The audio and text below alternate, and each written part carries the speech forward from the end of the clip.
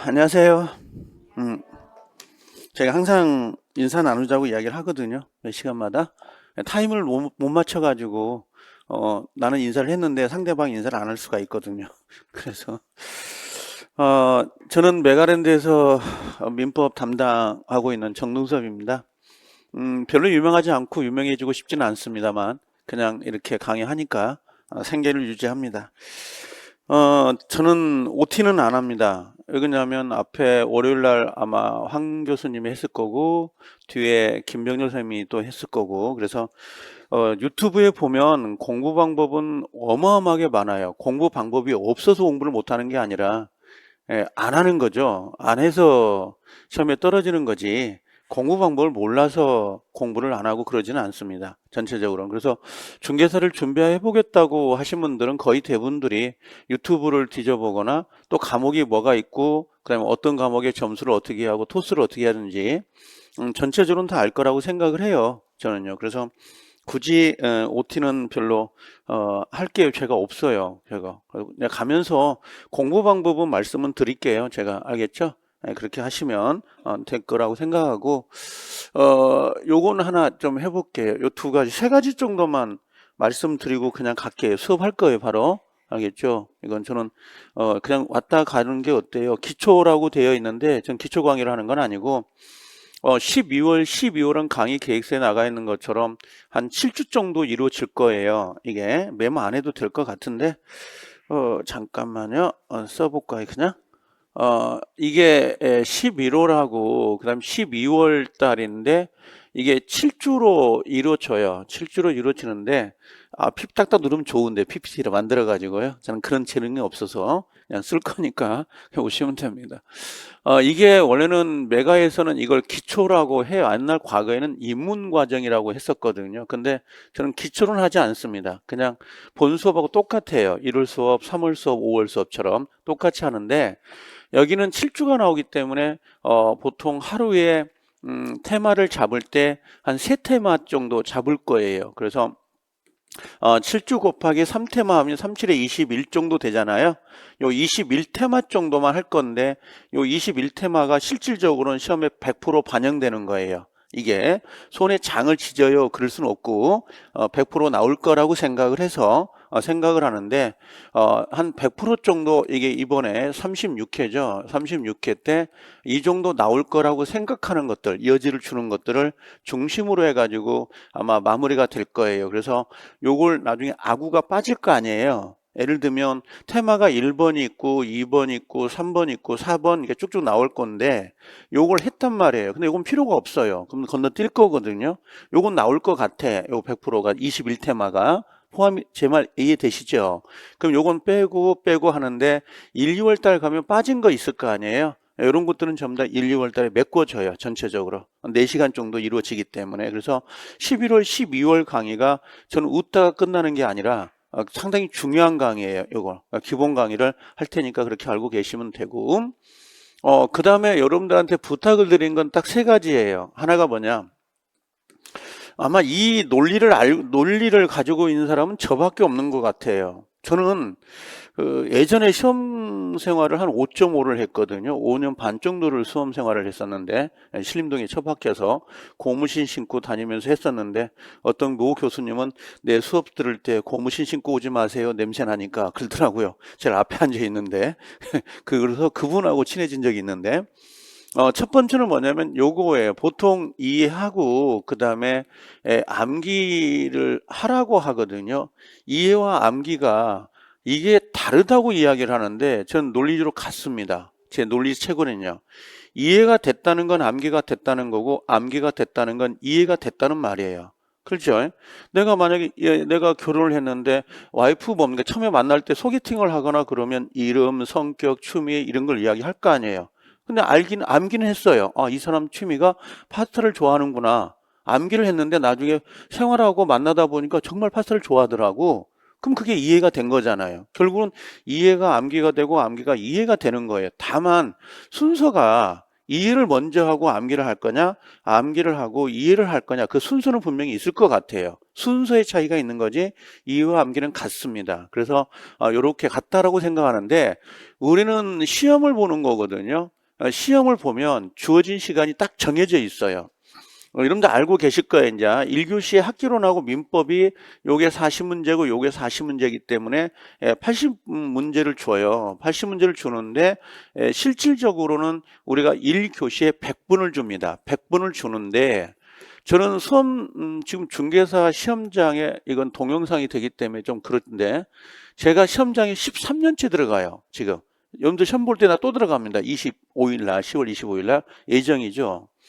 처음에 1년부터 10년까지는 답안지 가지러, 아니, 문제집 가지러 가는 습관 때문에 갔던 거고, 굳이 자격증을 따서 내가 뭐 필요가 있겠어요? 그 생각하고, 문제집 가지러 갔던 건데, 11년째가 될 때부터, 그냥 붙어볼까? 그 생각이 드는 거예요. 이제 나이가 먹다 보니까 노후 대책이 필요하지 않겠어? 그런 것들 생각 때문에 그때부터는 이제 민법만 얼른 찍어요. 죄송한데 20분 만에 풉니다. 제가 민법을. 풀고 나면 틀릴까요? 안 틀릴까요? 틀려요. 왜 그러냐면 패스해버리거든요. 지묵힌 건. 왜 그러냐면 한 과목당 8개를 틀려도 되는 거니까. 8개를 틀려도 괜찮거든요. 32개 80점이 만점이잖아요. 중개사는. 아마 들어보셨을 거예요.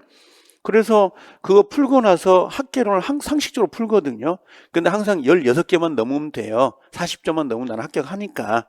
근데 항상 13개, 14개가 나오는 거예요, 그게. 그래서 이제 항상, 학개론 공부하면 되는 거 아니에요? 미쳤어요? 왜 공부해요? 그냥 찍으면 되지. 붙으면 붙고 말면 말고 너무 부담스럽지 않게 합니다. 근데 이게 1분당 요 시간 타임이 정해져 있잖아요. 그래서 반드시 암기가 필요해요. 이게 이해가 됐다 하더라도 순간적인 힘이 발휘돼야 되거든요. 순간 딱딱딱 치고 나와야 돼요. 그냥 이게 2번일까 3번일까 그러면 떨어져요. 이게 고민할 필요가 없어요. 그냥 2번이면 찍어야 돼. 과감히 뭐가지 쳐야 되거든요. 그래서 고민하는 순간 시간 먹어버려요. 이게 그래서 80분 소비되고 답안지 이수하는데 빨리 하는 사람이 5분이고요. 느리게 하는 사람이 8분 정도 걸려요. 제가 시간을 재보니까 이게 그래서 10분 정도가 소비됩니다. 그러면 90분이 소비된 거잖아요. 나머지 10분을 적절하게 배정을 해야 되거든요. 그래서 왜 애호라고 하냐면 그건 시간 타임 때문에 그래요. 그 시간 시험장에서 느끼는 그 감정 때문에. 왜 그러냐면 떨리지, 답은 잘 안 보이지, 눈에 막 뭐가 끼어 있으면 순간적으로 놓쳐버리거든요. 시간을 얼른 먹어버린다고. 그래서 그거 조심해야 된다. 그래서 반드시 이해와 암기는 같은 건데 이해를 먼저 할 건지 암기를 할 건지 그건 선생들이 정해줄 거예요. 저는 그래요. 정해줘요. 이건 암기하시라고. 이거는. 그다음 두 번째는 어떤 거냐면 세 가지만 이야기하는 거예요. 시간이 가고 있으니까 8분 소비했어요. 제가. 뭐가 있냐면 보통 중개사를 준비하겠다는 사람들은 거의 대부분들이 유튜브를 먼저 봅니다. 중개사가 뭔지 지금 어떻게 되는지 주변 사람들도 합격한 사람한테 물어보는 게 습상이에요. 그러니까 정보가 없어서 공부를 안 하는 게 아니라고. 할 수 있는데 준비를 하겠다고 지금 첫 시간이잖아요. 오늘 첫 시간인데 오셔가지고 수업 듣고 나서 집에 가서 계획을 짜요. 다. 1년짜리 1, 2월 때는 뭐 하고 1, 2월 때는 뭐 하고 3, 4월 때는 뭐 한다. 그 1년짜리 계획을 짜거든요. 이거 하지 마세요. 이거 정말 이거 하지 마세요. 그냥 무계획이 상팔자야. 이게 뭐냐면 어차피 올해 36회 시험은요. 10월 25일 날 토요일 날 예정이에요. 이게 예정입니다. 이날 볼 가망성이 가장 높죠. 이게. 그리고 합격자 발표는 한 달 뒤입니다. 11월 다음 날이에요. 25일 다음 날이니까 26일자가 합격자 발표 일자예요. 이렇게 될 거라고. 그럼 이날 시험을 볼 건데 1년짜리 계획을 짜요. 1, 2월 달은 뭐 하고 3, 4월 달은 뭘 하고 11월, 12월 달 지금 초입 부분이기 때문에 뭘 하겠다고 계획을 짜거든요. 이날이요. 죄송한데 10월 24일 날 4일 날 요렇게 될 수도 있어요. 요렇게. 무슨 말인지 알겠어요? 죽을 수도 있다고. 1년짜리 계획을 짤 필요 없어요.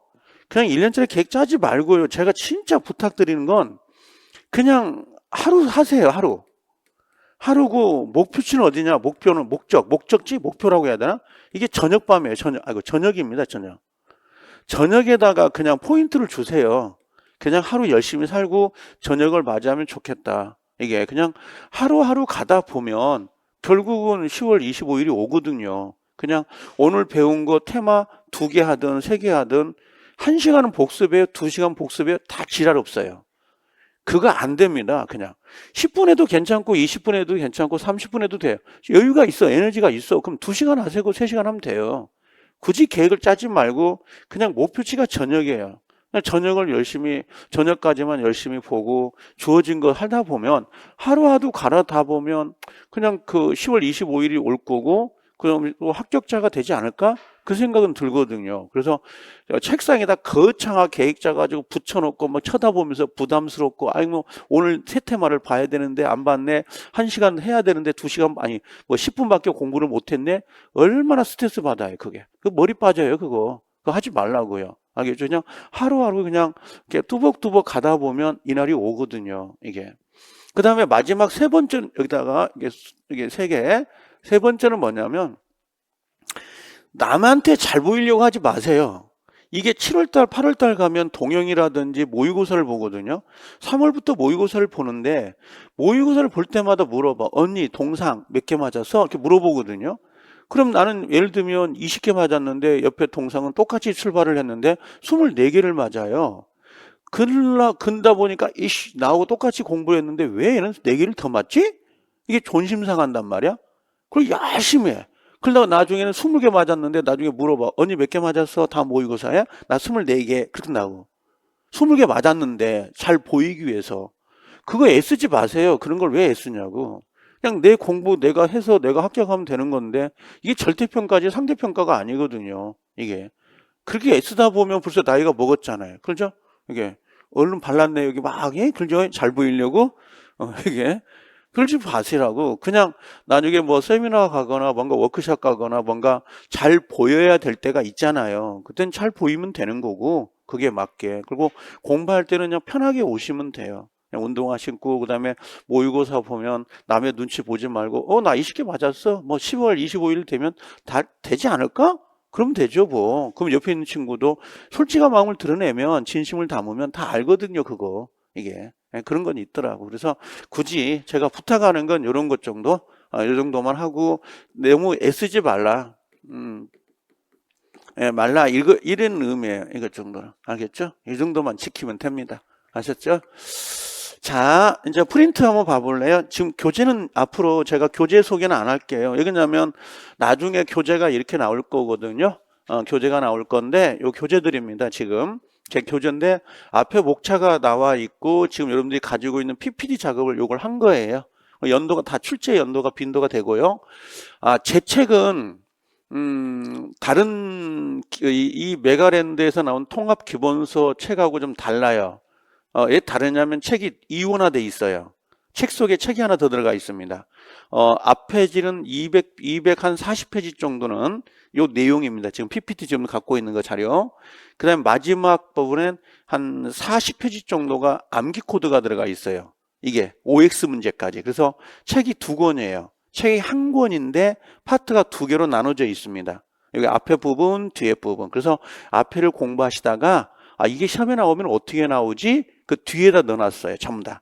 OX 또 암기해야 되는 거 만들어 놓고, 그 다음에 제가 지금 만들고 있는 작업이 요 작업이에요. 요 작업이 뭐냐면 계속 지금 수정 작업을 하고 있는데, 야, 민법도 공식이 있지 않을까? 수학처럼? 수학이 공식이잖아요. 이 민법을 공부하다 보면 전부 다 수학 같아요. 정말 수학이에요. 1 플러스 1이 되면 2가 나와야지 인문학적인 1이 나오면 안 돼요. 인문학적 철학은 물방울과 물방울 2개가 결합되면 하나의 물방울이 되잖아요. 물방울 2개가 결합되면 하나잖아요. 근데 수학은, 자연과학 수학은 1 플러스 1은 2가 돼야 되거든. 그게 바로 이 문법이에요. 그래서 공식을 만들면 어떨까 하다가 지금 공식이 만들어지고 있는 거예요, 지금. 이 작업을. 그래서 이게 지금 아마 카드 형태로 내가 만들까 생각 중에 있는 거거든요. 그래서 아마 안 되면 내가 이걸 복사해서 나중에 A4 형태라도 내가 나눠줄 생각이고, 요 테마별로 해가지고 공식을 제가 지금 설명을 할 생각이에요. 나중에 한 5분 정도로 테마별로 해가지고 올려줄 생각을 가지고 있는데, 제 그냥 계획입니다. 알겠죠? 근데 무계획이 계획인데 이게 있다라고 보시면 돼요. 책은 이런 형태로 되어 있어요. 제가 이걸 가지고 만든 책이 지금 뭐냐면 요 PPT예요. 이렇게 나오는 거야. 똑같아요, 내용은. 아셨죠? 내용은 똑같으니까 지금 PPT 자료 가지고 있는 거죠? 그게 교과서예요. 그렇게 생각을 하시면 됩니다. 자, 민법이 뭐냐고 이야기하는 건 좀 그렇습니다. 딱 13분 정도 소비했는데 수업합시다. 해도 되죠? 난 칠판을 쓰는 걸 좋아하거든요. 칠판 쓰는 걸 좋아해서 칠판 안 써요. 그런 건 없어요. 자유롭게 하세요. 알겠죠? 저 물 마셔도 되고 그러니까. 아니, 라이브 보는 사람은 오해하지 말고요. 그런 건 이해 안 하니까. 저 댓글 별로 안 좋아하거든요. 자, 요걸 잠깐 여기 카메라 한번 봐볼래? 여기 한번 봐보시면 제가 수업을 한번 2시간 정도 들어보면 수업 방식이 어떤 거나 알 거예요. 여기는 민법을 공부하는 게 아니라 민법 시험 공부를 하는 거고 학원이라는 건 최종 목표가 무조건 합격이에요. 저는 합격의 포인트를 주는 게 목적이에요. 그래서 가장 첫 번째는 뭐냐면 아까 이야기했지만 요 가성비를 반드시 높이세요. 알겠죠? 가성비를. 항상 그 합격을 하고 나면 그 밑에다 그 교수님 밑에다 댓글을 단단 말이에요. 저 이번에 70점으로 합격했어요. 감사해요. 그게 중요한 게 아니라 몇 년 했는지를 꼭 다세요. 알겠죠? 2년 만에 3년 만에 87점을 맞고 합격했어요. 5년 만에 87점을 맞고 합격했어요. 5년 중개사는 5년 하면 안 됩니다. 가성비 떨어져요. 그만큼 벌어들일 수가 없어요. 알겠죠? 그래서 될 수 있으면 공부를 짧게 하고 임팩트 있게 빨리 합격하는 게 가장 중요합니다. 그러면 매일 빠지지 않고 꼭 꾸준히 나오시면 돼요. 합격하는 건 학원에서 책임져줘요. 동영상에서 책임져주니까 나오시면 돼요. 빠지지만 않으면. 이건 출석 체크를 했으면 좋겠어요. 이게 첫 번째는 어떤 거냐면 요겁니다. 자, 민법이 뭐냐고 이야기하기 전에 권리 변동을 바로 들어갈게요. 아셨죠? 우리는 지금 원래는 민법 쓰지 마세요. 안 써도 돼요. 따라 쓸 필요도 없고 그냥 듣고 있다가 제가 동그라미 치세요, 빨간색 별표 치세요 하면 돼요. 알겠죠? 그래서 민법 총칙이라는 게 있고 두 번째는 물권법이라고 하는 게 있어요. 그 다음에 또 하나가 뭐냐면 계약법이라고 하는 게 있는데 실질적으로는 계약법이라고 하지만 이 앞에 뭐가 있냐면 채권이라는 게 나와요. 채권이 있습니다. 원래는 채권법이에요. 채권법인데 그 안에 계약법이라는 게 들어가 있는 거고 그 다음에 또 하나가 뭐가 있냐면 민사 특별법이라고 하는 게 들어옵니다. 이렇게 네 파트로 정해져 있는데 다 알고 있지만 공부하다 보면 요게 10문제가 배정이 되고 요게 14문제가 요게 10문제가 배정되고 이게 6문제로 배정이 돼 있어요. 이건 고정입니다. 픽스거든요. 그럼 10문제, 14문제, 10문제, 6문제인데 이 중에서 여러분들이 신경을 많이 써야 되는 부분이 요 민법 총칙이에요. 민법 총칙입니다. 민법 총칙 10문제가 나오거든요. 이건 써볼까요? 그냥 문제 수는 41번부터 해가지고 50번까지 나오고요. 얘는 51번부터 해가지고 64번까지 나옵니다. 그럼 얘는 65번부터 해가지고 74번까지, 얘는 75번부터 해가지고 80번까지 문제가 나오는데 딱 정해져 있습니다. 이게 64번은 이번에도 근저당권이 시험에 나왔던 거고요. 이게 50번 같은 경우는 보통 조건과 기한이 민법 총칙 마지막 문제입니다. 자, 민법 총칙에서 모의고사를 여러분들 볼 거거든요. 3월 달부터는 모의고사를 볼 때 민법 총칙에서 8문제를 못 맞히잖아요. 그럼 그 해 시험에 떨어졌다고 보시면 돼요. 그 해는요. 그래서 반드시 여러분들 목표치는 이게 8문제예요. 8문제를 반드시 맞춰야 되고요. 계약법에서 8문제를 맞춰주시면 좋습니다. 그럼 16개가 되는 거잖아요. 여러분들은 최대 맥시멈 최소가 몇 개예요? 16개 이상 24개를 맞아야 되거든요. 개수를 항상 염두에 두세요. 개수를 24개입니다. 24개를 맞으면 좋고 만점은 32개입니다. 그럼 이게 80점이거든요. 그럼 민법은 60점이 필요한 거잖아요. 절대평가니까. 그럼 20점이 남는 거죠? 20점을 학계는 토스해 줄 수도 있다고. 이렇게. 근데 85점을 맞았어. 그럼 5점은 뭐예요? 필요 없는 점수잖아요. 두 문제는. 제 말 이해되시나요? 네, 그래서 요게 최대 목표지만 요것만 맞으면 돼요. 어차피 황전 선생님이 학교를 열심히 가르쳐 주시니까 충분히 24개를 맞춰 주거든요. 여기는. 여기는 32개만 맞으면 되는 게 아니라 24개만 맞으면 된다고. 그래서 요 2개를 목표니까 그렇게 알고 계시면 되는데, 자, 요렇게 지워볼게, 이제. 올해는 실질적으로는 올해 35회 때는 원래는 40문제 곱하기 오지선당이니까 200개 지문이 나와야 되잖아요. 200개 지문이 나오는 게 기본인데 실질적으로 올해 빡색 문제가 11문제가 배정이 됐었습니다. 빡색 문제가. 그래서 3개짜리가 있고 4개짜리 지문이 있어요. 그래서 철저는 185개인가 그 정도 돼요. 근데 제가 이제 보통은 190개를 잡아요. 190개 지문이었다라고 보시면 되고 이 중에서 180개는 기존의 기출 지문이었어요. 모두 기출 지문을 가지고 냈던 거고 이 중에서 제 말 지금 알아듣죠? 이 중에서 10개가 이 10개 지문이 한 번도 기출되지 않았고 새로 들어온 판례 문제였습니다. 그럼 여러분들 새로운 판례를 공부할 거예요? 기존의 기출 문제를 기재할 거예요? 기존 걸 해야죠. 기존 것도 못하는데 새로운 것만 쫓아가 봐야 의미가 없잖아요. 그러니까 논점이 달라진다고. 우린 이것만 맞으면 되는 거니까. 요게. 자, 그러면 요걸 한번 해볼게요. 자, 물건이 뭐냐고 먼저 이제 하는 거예요. 물건이 뭐냐 이렇게 물건이거든요. 자, 이거 지워볼게요. 걸리적거리는 건 다 지워버리자고. 이런 건 가면서 나중에 다 알아들어요. 기존에 유튜브 다 보면 정보 나와 있고 이런 것들은. 자, 물건이 뭐냐라고 하는 걸 먼저 들어만 두세요. 쓰지도 말고 그냥 보기만 하시면 돼요. 물건이 뭐냐 이렇게 물어보면 물건이에요. 물건을 뭐 한다는 거예요? 직접 지배를 합니다. 지배를 하고 이걸 사용하기도 하고 수익하기도 하고 그 다음에 필요 없으면 팔아가지고 처분도 해요. 처분도 합니다. 이렇게 할 수 있는 뭐라고요?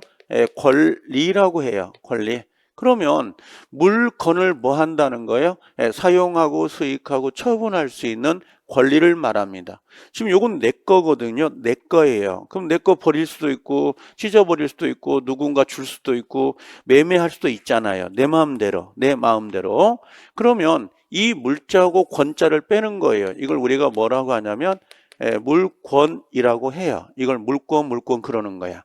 야, 물권이 뭐니? 그러면 물건을 사용하고 수익하고 처분할 수 있는 권리, 이게 물권이에요. 근데 이걸 따로 외우고 요 문자를 따로 외우면 안 돼요. 여기다 의미를 부여해야 돼요. 요렇게 물건을 사용하고 수익할 수 있는 권리. 그럼 이게 이미지가 현상화되거든요. 그렇게 암기해 나가는 거야. 여기다가 법자를 붙이는 거죠. 이걸 물권법 그래요. 이 법자는 이야기해보면 물자가 물숫자에다 갈 것자거든요. 이게 법자잖아. 법자인데 이게 약자인가 혹시 알아요? 이 약자라는 걸 전혀 모르대요. 이게 약자입니다. 정자 아닙니다. 이게 물이라고 하는 게 사회 지위가 높음이 낮음이 있을 거 아니에요. 사회라는 게. 그죠? 근데 물을 덮어. 그럼 그게 보여야 안 보여요? 안 보이겠죠? 그걸 그렇게 판결해라 라고 하는 게 요 법법자의 뜻이에요. 원래. 물숫자가 들어가 있는 의미가. 그러면 이게 지금 물건이란 말이에요. 자, 여기서 잠깐만. 자, 물건이라고 했는데 물건이 뭐가 있을까요? 물건이 뭐가 있는 거죠? 물건은 움직이는 게 있잖아요. 움직일 때 운동장 할 때 이 동자를 쓰거든요. 우리 시험 범위는 이게 안 나와요. 물건이 동산이 뭐니 부동산이 뭐니는 학개론 시간에 아마 배울 거예요. 이건요. 우리는 전혀 그거 안 물어봅니다. 그럼 물건이 뭐냐 그러면 가장 대표적인 게 뭐가 있어요? 동산이 있는 거지. 움직이는 거. 그 다음에 뭐가 있다는 거야? 움직이지 않는다. 아니 불자. 불자입니다. 이게. 움직이지 않는다. 이게 부동산 이렇게 이야기하죠. 이건. 그럼 동산, 부동산을 뭐예요? 직접 지배해가지고 사용하기도 하고 수익하기도 하고 처분할 수 있는 권리를 우리가 물권법 이렇게 이야기한다고. 자, 가로수에 있는 가로수 같은 거 있잖아요. 나무 가로수는 동산인가요? 부동산인가요? 네? 부동산이야. 이분이 돌아가셔도 있어요. 그 나무는. 고정성, 계속성. 그죠? 헷갈린 거 한번 해볼까요? 책상과 의자는 동산인가요? 부동산인가요? 움직이는가? 그죠? 동산이지. 사람은 동산인가요? 부동산인가요? 동산이에요? 사람은 물건으로 취급돼 버리는가? 그러면 대분리에 해당이 안 되는 거야. 사람은 대분류가 아니라고. 물건이 아니라고. 그러니까 물건 안에 동산과 부동산을 구별하는 거라고. 사람은 움직인다고 이게 동산, 부동산이 아니고 사람이잖아요. 대분류가 안 되잖아요. 여러분들 혹시 셀프 세차장 남자분들은 알 것 같아요. 셀프 세차장 가면 이렇게 판넬로 해가지고 공간 들어가지고 세차할 때 그 건물 있잖아요. 그죠? 판넬 같은 게 그게 동산이에요? 부동산이에요? 동산이에요. 그거. 가설 건축물. 그게. 그래서 그 가설 건축물은 나중에 법정지상권이 성립이 안 됩니다. 나중에 그 보면. 그래서 그런 걸 나중에 중개사법에 그걸 배워야 이제 나중에 중개 대상이 되느냐 안 되느냐 할 때게. 그러면 물건을 뭐예요? 사용한다고. 만약에 정식은 이렇게 돼 있어요. 물건을 직접 지배해서 사용 수익 처분할 수 있는 권리 그러잖아요. 그렇게 하지 말라고. 그냥 물건을 뭐예요? 사용하고 수익할 수 있고 처분할 수 있는 권리 그러면 된다고. 그게 물권이에요. 근데 물권은 물건을 가지고 사용 수익할 수 있는 권리가 총 우리가 법으로 정해져 있어요. 법으로 정해져 있다고 하거든요. 요 법자잖아요. 법으로 뭐예요? 정해져 있다고. 법정되어 있다고. 뭐가요? 물권이. 물권이 법으로 정해져 있는 주의, 이걸 물권, 법정주의 이렇게 이야기를 해요. 그러면 물권이 법으로 정해져 있으면 강행 규정이 많을까, 의무 규정이 많을까? 강행 규정은 반드시 지켜야 되는 규정들이고 의무 규정은 있지만 지키지 않아도 상관이 없다고. 이해돼요? 그럼 물권은 법으로 정해져 있죠. 그래서 강행 규정성이 거의 90%예요. 그러니까 의무 규정은 3개밖에 없어. 나중에 가보면. 그래서 이 물권은 법으로 정해져, 법으로 정해져 있습니다. 이렇게 얘기한다고. 법정. 질문 한번 해볼까요? 이게 중개사를 공부할 때 가장 난제가 뭐냐면 법률 용어 때문에 법률 용어라는 게 있죠. 뭐 부동산 용어, 공시법의 용어, 민법의 용어들이 나오잖아요. 네이버 들어가면 용어 그거 차잖아요. 이렇게 쳐보면 그거 그지를 하지 마세요. 왜 그러냐면 그 네이버에 들어가서 예를 들면 물권 하고 치면 쫙 나올 거 아니야. 읽으면 그게 또 용어예요. 그거 소비하는 거야. 시간을 낭비하는 거라고. 궁금하면 체크했다가 선생한테 물어보세요. 그게 가장 편한 겁니다. 아니면 국어사전을 뒤지세요. 집에 국어사전 있죠. 벽에 하고 자는 거.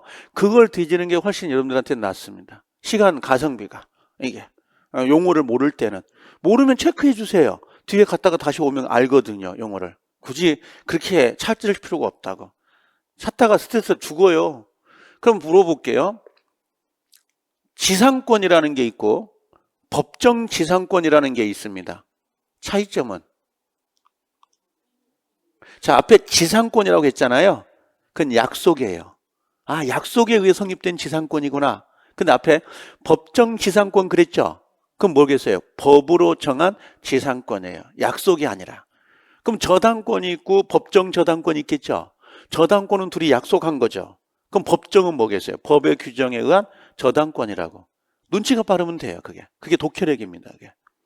그러면 법정 지상권이 뭐가 있습니까? 여기 잠깐만 봐보는 거예요, 지금. 하나가 뭐냐?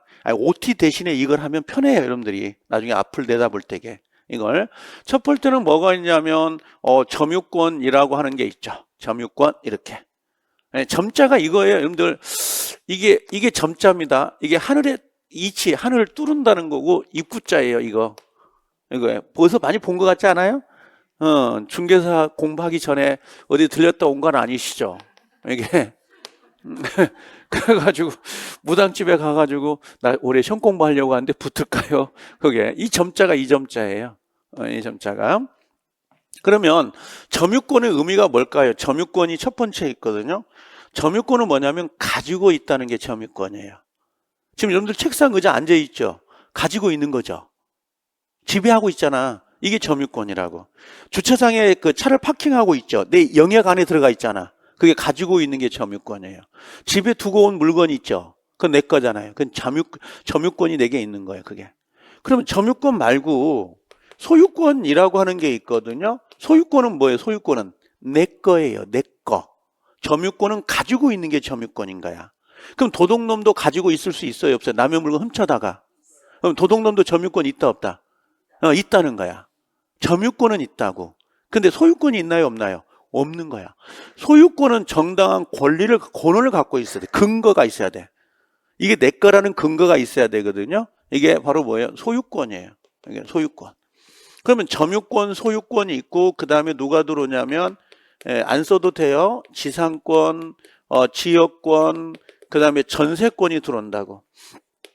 이렇게 요 세 가지가 나중에 가면 많이 있을 것 같죠. 정말 찾아보기 어려워요. 개인 대 개인끼리 이루어지는 지상권, 지역권, 전세권은 드물어요. 이게 그래서 문제가 각각 한 문제씩 배정이 되는데 지상권 같은 경우는 흔하디 흔해요. 여러분들 시골 내려가 보면 남의 땅에다가 이렇게 전봇대 올라간 거 보신 적 있나요? 전봇대? 전봇대가 뭔지 몰라요? 도시만 살아가지고 여기는 시골이에요. 전봇대 보이죠? 아니면 차 고속도로 달리다 보면 고압탑 올라가 있는 거 보신 적 있나요? 고압탑? 그것도 역시 뭐가 돼요? 남의 땅에다가 한국전력공사가 빌려가지고 올린 거잖아요. 그게 지상권이에요. 땅지자, 윗상자, 땅 위를 사용할 수 있는 권리. 요게 지상권 하는 거. 이해되시죠? 그 다음에 이제 개인 대 개인끼리 이루어지는 것보다는 어떤 공사와 개인끼리 이루어지는 건 많아요. 여러분 혹시 그 고속도로 달리다 보면 이렇게 도로가 있는데 아래쪽에 이렇게 폴대가 올라가 있고 도로입니다. 고속도로. 그리고 밑에 농사 짓는 거 보신 적 있나요? 남의 땅에 이렇게 올려가지고 도로를 만들었다니까, 고속도로. 못 봤어요? 볼 수는 없어요. 이렇게 보면 떨어져요. 근데 멀리 보다 보면 밑에 농사 짓는 다리 밑에 그런 경우 있다니까. 이런 것들이 지상권이에요. 구분지상권이라고 하는데 전부 다 이런 것들이. 그 생각하면 그렇게 어렵진 않죠. 전봇대나 동상 아니면 고압탑, 여기 남의 땅에도 올라가는 게 다 지상권들이에요. 그런 것들이. 흔하디 흔해요, 실제는. 그 다음 지역권이 있고 전세권인데 전세권은 많지 않아요. 전세는 많아요. 전세와 전세권은 달라요. 전세는 임대차예요. 미등기 전세라고 해서. 그래서 저 보증금 뭐 3천만 원, 아니 3억에 전세 살아요. 그건 임대차 살아요. 이 말과 같은 거라고. 전세권이 아니에요. 전세권은 등기가 되어야 돼요. 나중에 구별이 갑니다, 이게. 그 다음에 뭐가 있냐면 유치권이 있습니다. 유치권은 많이 보죠, 여러분들. 길거리 지나다 보면 공사, 대금, 유치권 같은 거 많이 보거든요. 세탁소에다 세탁물을 맡겼는데 나는 세탁비를 안 주면 세탁소 아저씨가 세탁물을 안 줘요. 당신 세탁비 줄 때까지 이거 유치할 거예요. 인도거절권이에요. 인도거절권. 당신 물건 못 줘요. 돈 줄 때까지. 그러면 여기 길거리 지나가다 보면 건물에 프랜카드 걸려 있잖아요. 막 빨간색 낙하로 유치권 행사 중 써져 있는 거 있죠? 그런 게 전부 다 공사대금이에요. 공사업자가 인테리어를 했는데 공사대금을 안 주는 거예요. 그러니까 유치권을 행사하는 거야. 제 말 이해되셔요? 그런 게 유치권. 여러분들 머리 파마했을 거 아니야? 파마비 줘야 돼, 안 줘야 돼요? 안 주고 한번 나와 보세요. 그럼 머리를 놔두고 와야 돼요. 농담이에요. 알겠죠? 그런 게 유치권이라고. 그 다음에 뭐가 있냐면 질권이 있고요. 그 다음에 저당권 있습니다. 이렇게. 여러분들 저당권 가지고 있어요, 없어요? 전부 다 집에. 없을 수 있죠. 집 살 때 저당, 돈 빌리나 대출. 대출하면 지렛대 효과라고 해서 뭐 한다고 그러지만 대한민국의 10명 중에 65%는 저당권을 다 설정하고 집을 삽니다. 나머지 30몇 프로가 돈 주고 사는 형태. 그 정도 저당권을 배우는데 요게 물권은 총 뭐예요? 법으로 정해져 있어요. 근데 물권이 꼭 법으로만 정해져 있지는 않아요. 관례상 인정하는 물권도 있습니다. 남의 땅에다 묘를 써가지고 부모님 20년간 이렇게 관리하고 그러다 보면 그 묘를 사용할 수 있는 권리가 생겨요. 그게 분묘기지권이라고 그래서 이번 35회 때 지류를 내야 되냐, 언제부터 내냐, 그걸 시험을 냈었는데 요거에 관습법에 의해서도 관습에 의해서도 인정되는 물권들이 있습니다. 꼭 법이 아니고 그건 나중에. 지금 제가 말하는 게 다 시험 지문들이에요. 이런 것들이. 자, 이렇게 8가지가 있는데 우리 시험은 요게 시험을 빼요. 요 질권이 뭐냐면 전당포예요. 전당포. 전당포는 움직이잖아요. 동산이라고, 대상물이. 근데 중개업은 뭘 중개를 해요? 동산, 부동산? 부동산. 부동산만 중개가 되다 보니까 질권은 빠지는 거야. 질문. 소유권은 부동산 인정할 수 있다, 없다? 있다. 부동산이기 때문에 시험 범위가 들어가는 거야, 이게. 질권은 부동산이 안 들어가거든, 이게. 그래서 여기 안 나오는 거라고. 자, 요게 물권이에요. 물권이 뭐라고요? 물권이 뭐라고? 여기다 집어넣으라고. 물건을 사용하고 수익하고 처분할 수 있는 권리. 이게 물권이야. 8가지. 이게. 총 몇 문제? 14문제가 나와요, 이게. 자, 그 다음에 이제 가볼게요. 채권, 계약법을 좀 이야기합시다. 계약법을. 요게 먼저 머리가 서 있어야 이 내용을 볼 수가 있거든요. 전체를 보여야 이게 볼 수가 있다고. 그래서 제가 OT를 잘 안 하는 이유가 그거예요. 바로 수업 들어가지 뭐. 유튜브 보면 다 나오는데 뭐 공부 방법이 어떻게 하고 어떻게 하는지 이게. 정보가 넘쳐나서 못하는 게 아니라니까. 안 하는 거지. 그죠? 예, 꾸준히 나오면 민법은 24개는 맞아요. 이게. 누가 가르치든, 내가 잘 친다고 잘 되는 게 아니에요. 다. 자기가 안 하는데 어떻게. 그죠? 자, 계약법이 뭐냐면 요걸 먼저 하자고. 혹시 여러분들 이런 거 한번 매매는 아시죠? 매매. 예, 매매는 파트가 우리 시험범위에 들어가요. 알긴 알지. 그죠? 느낌에 알긴 아는데 매매하고 매매가 뭐예요? 이렇게 물어보면 대답은 못 해요. 느낌이 와요. 매매는. 그죠? 사고 파는 거, 그게 매매지. 그래, 사고 파는 거, 땡이야, 그건. 자, 점수에서는 안 나와, 그게. 자, 갑이라는 사람이 집이 하나 있습니다. 이 집이에요, 이거. 이거 한글 소자가 아니고, 집입니다. 여기 을이 있습니다. 1억이 있습니다. 그럼 갑은, 야, 내 집을 1억에 살래? 이렇게 물어볼 거예요. 그죠? 질러봐야 할 거 아니야. 그럼 의뢰하는 사람, 야, 너무 비싸, 그럴 거라고. 8천, 9천, 옥신각신 하다가 합일점을 찾겠죠.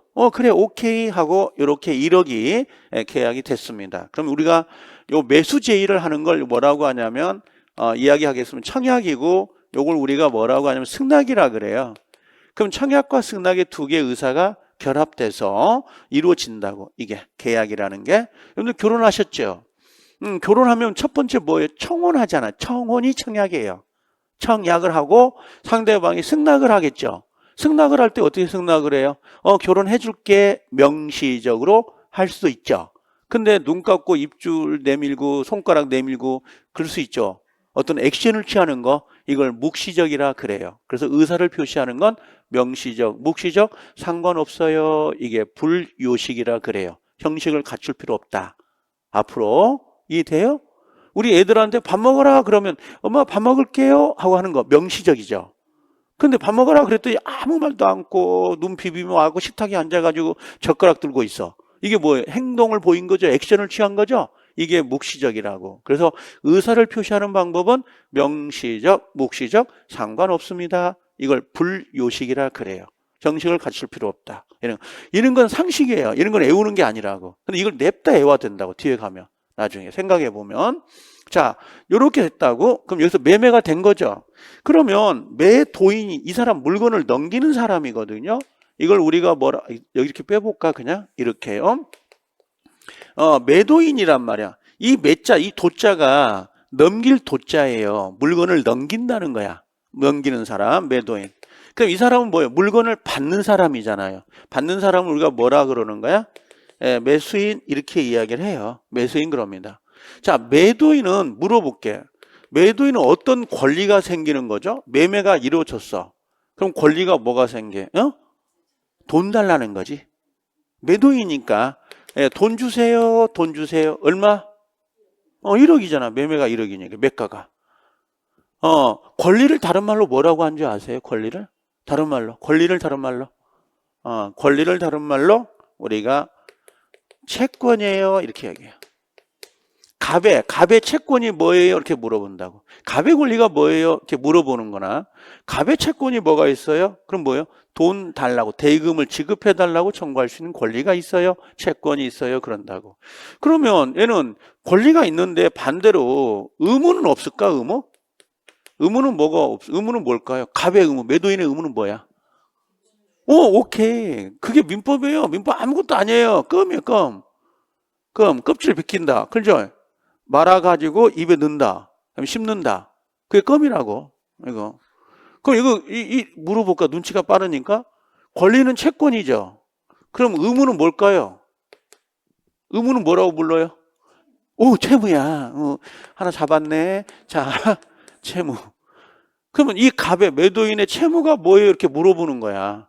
갑의 채권이 뭐예요? 이렇게 물어보는 거. 그럼 채권은 누군가의 뭔가를 요구할 수 있는 권리를 채권이라고 하는 거고, 의무는 자기가 상대방에 부담해야 되는 거잖아. 의무는 부담인 거야. 그럼 뭐가 있는 거예요? 여기는요. 재산권 이전 의무. 소유권 이전해줘야지. 돈 받았으니까. 자, 반대로 가볼까요? 매수자가 하는 채권, 이제 채권 써볼게요. 매수자의 채권은 뭘까요? 권리. 집, 그래. 재산권 이전해달라고 하는 권리. 그럼 의무가 뭘 것 같아? 의무가. 아니, 채권, 채무가. 채무는 대금 줘야지. 이해돼요? 그럼 이게 거꾸로 크로스 됐다는 거 아실 수 있죠? 아, 나의 채권은 상대방의 채무가 되고, 그렇죠? 상대방의 채무는 나의 채권이 되는 거지. 그럼 봐봐. 양쪽 모두 다 뭐가 생기는 거야? 쌍방 모두 다. 채무가 있지. 채무, 쌍무가 있죠. 쌍방 뭐 줄였죠? 그다음에 쌍방 모두가 뭐가 있어요? 권리가 있지. 쌍권이 있는 거야. 그래서 이걸 매매계약을 쌍무계약, 쌍권계약 그러는 거야. 이게 쌍무계약, 양쪽 모두 다 채무가 있어요. 그렇죠? 그럼 한쪽만 채무가 있으면 뭘까? 한쪽 편만. 이걸 편무계약이라고. 여기는 한쪽만 권리가 있으면 편권이겠지 뭐. 이렇게. 근데 쌍무, 쌍권 어떤 게 부르기 편해요. 그래서 쌍권이 아니고 쌍무계약 그러는 거야. 그래서 나중에 가면 매매 교환 임대차는 쌍무계약이에요. 이렇게 이야기를 하는 거지. 양쪽 모두 다 채무가 있어요. 그런 거라고. 자, 그럼 물어볼까요? 이 사람은, 이 갑은 이 사람한테 채권이 있단 말이에요. 그죠? 그럼 물어볼게요. 이 권리가 발생하는 이유가 뭐예요? 발생 이유가 뭐죠? 왜 갑은 을에게 채권을 발생시킨 거죠? 야, 돈 내놔. 왜 채권이 발생이 됐냐? 을은 얘한테 채권이 있었죠. 재산권 이전. 왜 채권이 발생한가? 이유가 뭐야, 이유가? 근거가 뭐냐고. 근거가 두 개예요, 두 개. 그 근거가 대한민국은 두 개밖에 없어요. 하나가 뭐냐? 약속을 한 거야. 둘이 약속을 했다고. 이해돼요? 아, 약속이 나오니까 물어보고 싶네. 만약에 내가 갑이 을려에게 야, 우리 7시에 만나가지고 영화 보기로 할까? 영화 보기로 했거든요. 아, 근데 7시에 안 나온 거야. 8시에 나오는 거야. 이해돼요? 그러면 그 친구한테 나는 1시간 기다렸잖아. 손해배상 청구할 수 있나요? 응? 자, 다시 해볼까? 갑과 을 간의 매매계약을 체결했죠. 잔금을 주기로 했잖아. 근데 10일 동안 안 주다가 준다는 거야. 그럼 갑은 을에게 손해배상을 청구할 수 있을까요? 똑같은 약속이거든. 근데 사람을 만나기로 한 약속, 술을 먹기로 한 약속, 밥을 사주겠다는 약속을 안 지켰네? 그럼 손해배상 청구할 수 있어요, 없어요? 없어. 왜? 그것도 계약이야. 약속도 계약이니까. 그건 인간관계예요. 사실관계에 불과해요. 그걸 위반했다고 해서 책임을 물을 수는 없어요. 근데 이 매매계약은 약속을 했죠. 지키지 않죠. 책임이 들어갈 수 있겠죠. 그게 민법의 대상이에요. 그러니까 민법의 대상이 되는 것은 책임관계가 나와야 된다고. 책임관계가 없으면 민법은 개입할 일이 없다고요. 이게요. 자체가. 그래서 인간관계하고 법적 관계는 달리 분리된다고. 도의관계라는 거고. 의미가. 자, 봐요. 그럼 이 사람이 채권이 있죠. 얘도 채권이 있죠. 발생 이유가 뭐예요? 약속이에요. 약속을 다른 말로 뭐라 그래요? 계약이라고요. 계약. 아, 그럼 왜 계약법을 배우냐면 채권 발생 원인 중 하나를 배우는 거야, 지금. 하나를.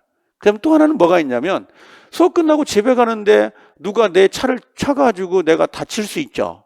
그럼 내가 그 가해자한테 야, 운전을 왜 이따위로 해? 하고 뭐요?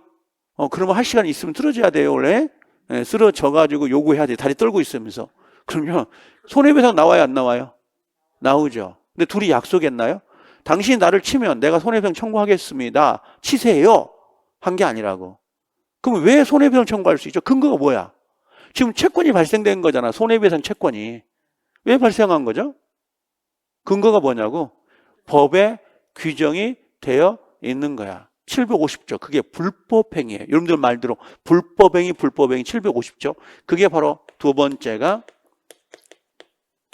법정채권이라 하고 이걸 똑같이 약정채권이라 그래요. 이렇게. 그러면 이 법정채권은 대표적으로 불법행위란 말이야. 교통사고 같은 거. 불법행위. 이런 것들. 그러면 채권이 발생되는 이유는 우린 중개업이잖아요. 그러니까 요걸 물어보는 거지 얘를 물어보는 건 아니라고 하는 것들이 의미가. 그래서 우리가 배우는 계약법이라는 건 채권 발생 원인 중 하나를 배우는 거예요. 이 계약이라는 게. 그래서 계약이 뭡니까? 일단 요거부터 해보자고. 자, 여기서는 일단 첫 번째는 채권이 뭐냐 이거지. 채권이 뭐냐? 채권은 사람이 누구예요? 사람에게 뭔가를 요구하는 거. 고급지게 급부 좀 쉽게 이행을 뭐라고요? 청구할 수 있는 권리를 채권이라 그래요. 우리 애들은 엄마 아빠한테 뭔가 빌려준 적도 없어. 근데 맨날 돈 달라고 그래. 돈 주세요, 돈 주세요. 이게 뭐예요? 채권자처럼 굴어요. 와이프는 내한테 돈 달라고 그래. 월급이 왜 안 들어와? 그렇죠? 이게 뭐예요? 채권자처럼 그런 거죠. 이거 집사람이 보고 있으면 안 되는데. 뒷싸면 안 되잖아요. 밥을 얻어먹어요. 못 얻어먹는다고. 이게. 요즘 뭐 40대, 50대 되면 아줌마가 제일 무서워요. 물불을 안 가리는 거. 얼굴 빨그레지네. 물불을 안 가리는 것 같아요. 미안해요. 이게 전부 다 40대인데. 자, 이게 채권이에요. 그럼 채권에 의해서 발생되는 이유가 뭐라고 했어요? 약정 채권이죠? 이게 약정 채권이 뭐예요? 다른 말로 계약인 거야. 계약. 계약은 바로 보자고요.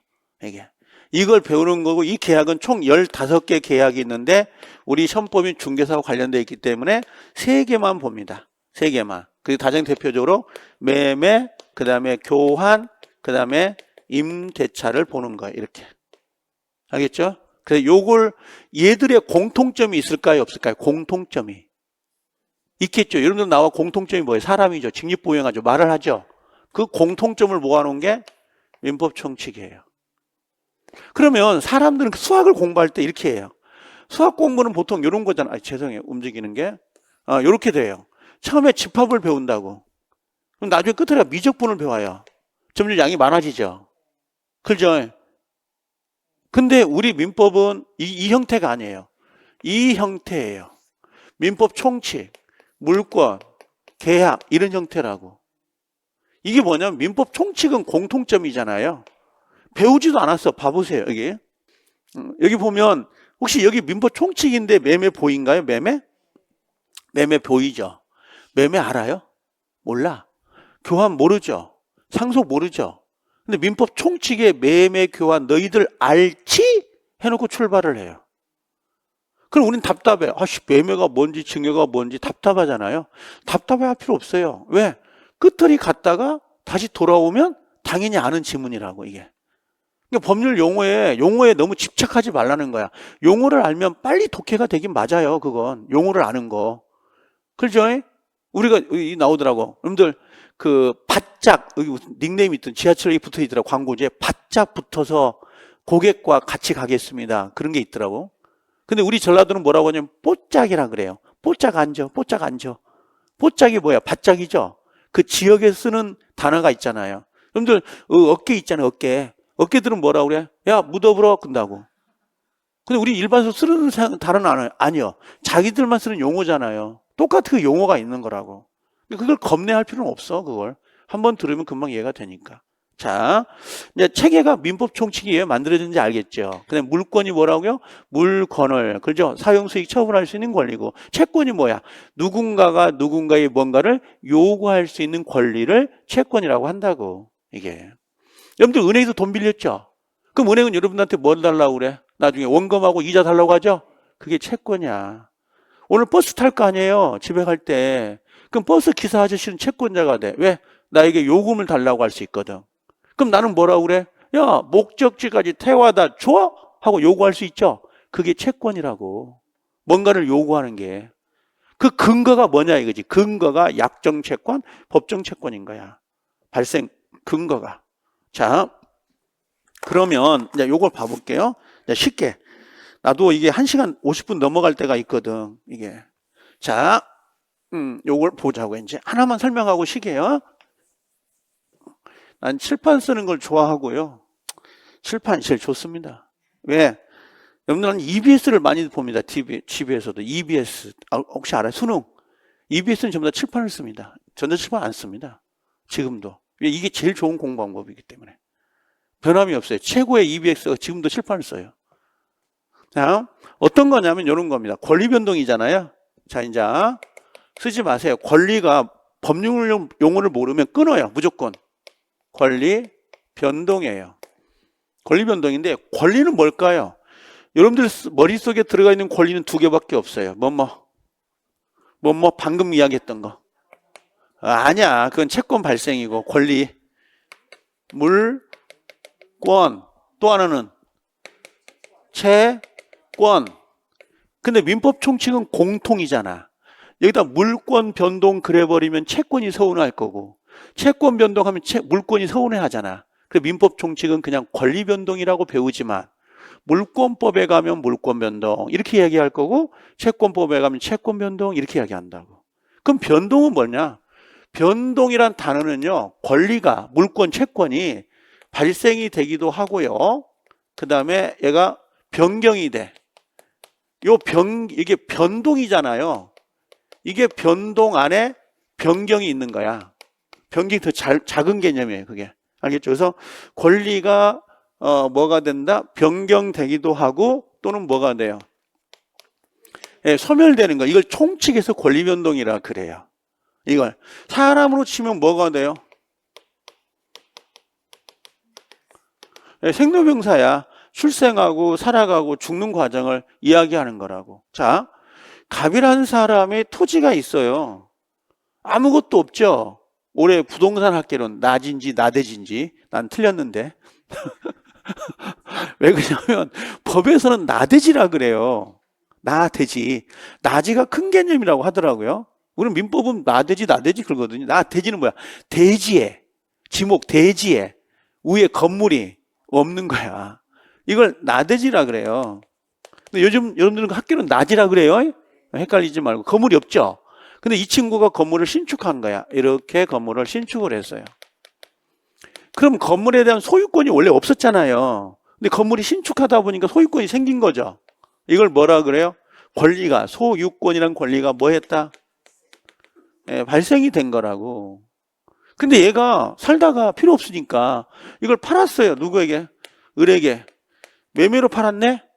그죠? 그럼 을은 갑에게 소유권 이전해달라고 할 수 있죠. 그럼 소유권이 넘어오겠죠. 그죠? 이걸 뭐라? 소유권이? 오케이. 변경됐다 그래요. 소유권이. 변경되는 원인은 있겠지만.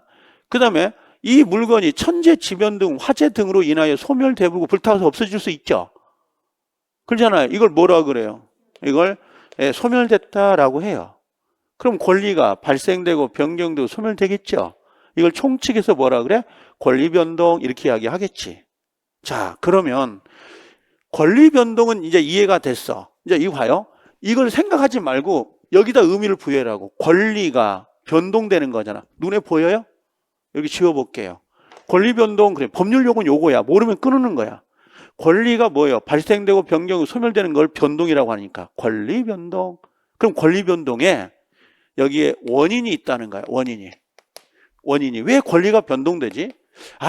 여러분들 원래 갑의 집이었는데 이걸 을이 집의 소유권을 가지게 된 거야. 그러면 갑에 있던 소유권이 을에게 왜 넘어온 거죠? 이유가 뭐야? 여러분들 지금 살고 있는 집 있잖아요. 그 집이 전셋집일 수도 있고 원룸일 수도 있고 월세 내고 있는 집일 수도 있고 아니면 소유자, 자가일 수도 있다고. 그럼 그 집을 소유권을 취득하게 된 원인이 뭐냐고. 돈 주고 샀어요? 상속받은 거 아니야? 매매요? 매매가 뭐예요? 약정 채권이야. 약속. 그걸 우리가 뭐라고 하냐면 하나가 법률행위야. 법률행위. 예, 법률행위라는 것은 뭐냐면 법률행위는 자기가 의도한 대로 생각한 대로 뭐예요? 효과가 발생되는 걸 말하는 거라고. 내가 오늘 버스 타고 집에 갈 거 아니야? 내 생각이지. 의도한 대로 효과가 발생되는 걸 뭐라 그래요? 법률행위예요. 점심 먹고 가야 해서 나는 짜장보다는 간짜장이 나은 것 같아.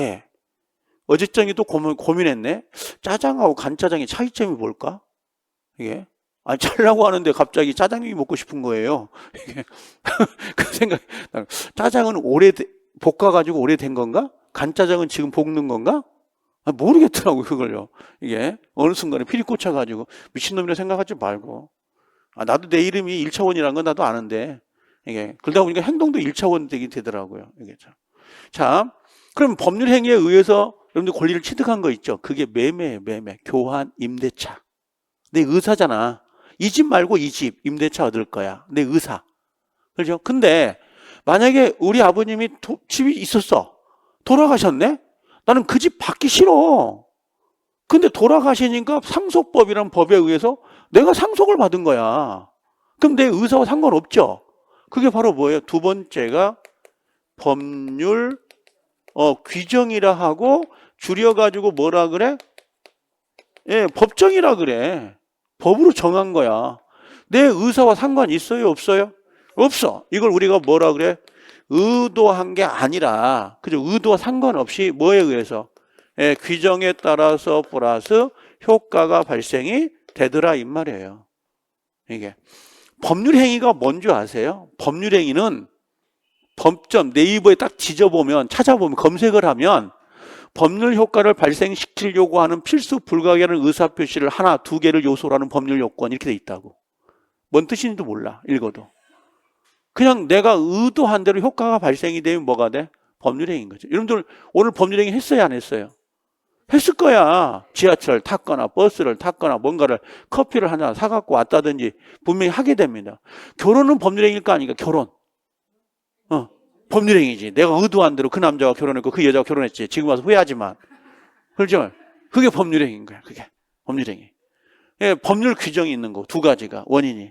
근데 법률 규정은 다툼이 있어요 없어요? 없어. 법의 규정대로 나오니까. 그래서 이 법률행위는 다툼이 생길 수밖에 없죠. 야, 나는 이렇게 이야기했어. 너는 이렇게 이야기했고. 그럴 수 있죠. 그래서 권리 변동이 끝나면 다음 차트가 법률행위인 거예요, 이게. 법률행위를 배우는 거지. 그럼 법률행위는 의도한 거죠. 의사표시잖아. 그래서 핵심이 의사표시를 별도로 빼가지고 배우는 거라고. 법률행위, 계약. 법률을 모르겠다 그러면 계약이라고 해도 돼요. 다만 계약이 반드시 네 꼴은 아니지만 법률행위 안에 들어가 있는 게 계약이니까. 그러면 자, 계약의 의사표시 중요하죠. 그럼 계약할 때 법률행위는 꼭 내가 해야 되나? 다른 사람한테 대신 시켜도 되나? 대신해도 되죠. 그걸 뭐라 그래요? 그걸 대리제도라 그래요. 대리제도. 대신하는 거. 나 대신 집 좀 사줘. 나 대신 집 좀 팔아줘. 나 대신 소송 좀 해줘. 나 대신 등기 좀 해줘. 이게 대리제도거든요. 이게. 근데 법률행위 계약이 무효가 되기도 하고 또는 뭐가 돼요? 취소될 수도 있어요, 없어요? 있다는 거야. 그 우리 흔히 쓰는 무효 취소가 나오죠. 이게. 그 다음에 대리제도는요, 조건을 붙이거나 기한을 붙일 수도 있거든. 매매계약을 할 때에 5월 1일까지 이행해 주세요. 그럴 수 있잖아요. 기한 같은 거. 그죠? 만약에 신랑이 여기 올 때 뭐라고 했어요? 중개사 시험에 합격하면 내가 자동차 한 대 사줄게. 그죠? 그랬더니 오케이? 그런 거죠. 내 의사표시인데 일단 시험에 뭐가 붙어야 돼? 붙어야 자동차 한 대를 얻을 수 있잖아요. 그런 게 조건이라고. 그런 것들이. 그게 법률행위예요. 그러면 자 봐. 민법 총칙이 다 한 거야. 이게 1번 뭐예요? 권리변동, 2번 법률행위, 3번 의사표시, 4번 대리제도, 5번 무효취소, 6번 조건기한. 이 6파트를 배우는 거예요. 이게. 이 6개 10문제가 배정되고 여기서 무조건 8문제를 맞춰야 되는 거예요. 여러분들 수학에서 미분적분은 못 하잖아요. 그죠? 기억도 안 나고 미분이 뭔지 적분이 뭔지. 가끔은 분수도 헷갈리죠. 그죠? 분수도. 근데 집합은 안다고. 왜? 많이 봤기 때문에.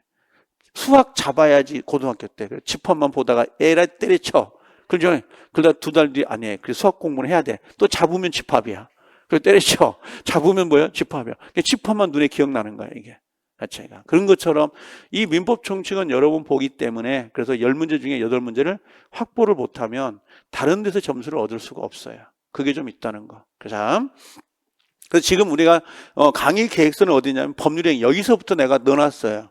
요거 넣고 그다음에 목적 반사의 질서까지 끝나면 오늘 수업은 끝나요. 쉬었다 오세요 이제.